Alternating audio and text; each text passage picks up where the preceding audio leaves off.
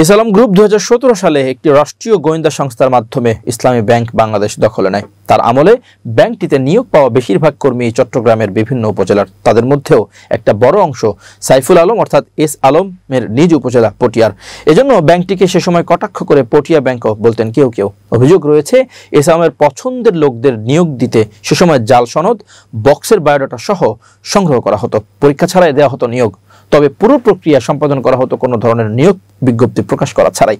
তবে গত বছরের 5 আগস্ট ফ্যাসিবাদী আওয়ামী লীগের পতনের পর ব্যাংকের একচ্ছত্র কর্তৃত্ব হারায় এস আলম গ্রুপ। এরপর থেকে তার সময়ে অবৈধভাবে নিয়োগ পাওয়া 5385 জন কর্মকর্তার যোগ্যতা ও দক্ষতা মূল্যায়নের উদ্যোগ নেয় একসময়ের দেশের বেসরকারি খাতের সবচেয়ে বড় ব্যাংকটি। এজন্য গত 27 সেপ্টেম্বর ঢাকা বিশ্ববিদ্যালয়ের ব্যবসায় প্রশাসন ইনস্টিটিউটের মাধ্যমে মূল্যায়ন পরীক্ষার আয়োজন করে ইসলামী ব্যাংক। এর মধ্যে মাত্র 414 জন পরীক্ষায় অংশ নেন। তবে ধরা পড়ার ভয়ে যেসব কর্মকর্তা অংশগ্রহণ করেননি তাদের মধ্যে প্রায় 200 জনকে শৃঙ্খলা ভঙ্গের দায়ে বরখাস্ত করা হয়। আর ব্যাংকের নির্দেশনা অমান্য করায় 4991 জন কর্মকর্তাকে ওএসডি করা হয়। ইসলামী ব্যাংক সূত্রে জানা গেছে, এস আলমের দখলের আগে 2016 সাল শেষে ব্যাংকের জনবল ছিল 13,569 জন। এর মধ্যে চট্টগ্রাম জেলার ছিল 776 জন। বর্তমানে ব্যাংকটিতে প্রায় 22,000 কর্মকর্তা কর্মচারী রয়েছে। এর প্রায় 11,000 কর্মকর্তা কর্মচারী চট্টগ্রাম বিভাগের, এরও বেশিরভাগ পটিয়া উপজেলার। এসব কর্মকর্তাকে এস আলম নিয়ম ভেঙে নিয়োগ দেন। এমন নিয়োগের ফলে দেশের 63টি জেলার চাকরির প্রত্যাশীদের বঞ্চিত করা হয়। একটি জেলার প্রার্থীদের গোপনে নিয়োগ দেওয়ায় ব্যাংকের শৃঙ্খলা চরমভাবে ধসে পড়ে।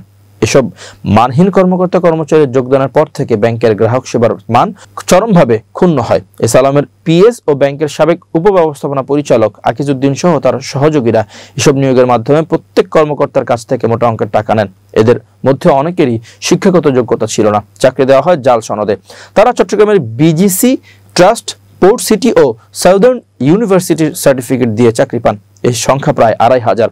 বিজিসি ট্রাস্ট ও পোর্ট সিটি এ দুটি ইউনিভার্সিটিতে ব্যাংকের পক্ষ থেকে সনদ যাচাই করতে চাইলে তারা অস্বীকার করে।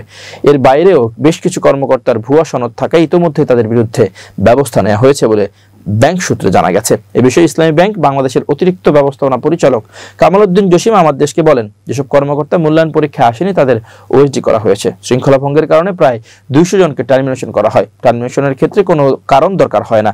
কোম্পানি আগামী 3 মাসের বেতন দিয়ে টার্মিনেশন করতে পারে। তবুও ইসলামী ব্যাংক মানবিক দিক বিবেচনা করছে। এস আলমের আমলে 11,000 নিয়োগের প্রায় 10,000 এখনও ব্যাংকে রয়েছেন। তাদের বেশিরভাগই নিয়োগ প্রক্রিয়া ছিল অস্বচ্ছ। নিয়োগের ক্ষেত্রে কোনো বিজ্ঞপ্তি হয়নি। যাদের ওএসডি করা হয়েছে তাদের বিষয়েও 2-1 দিনের মধ্যে সিদ্ধান্ত নেওয়া হবে।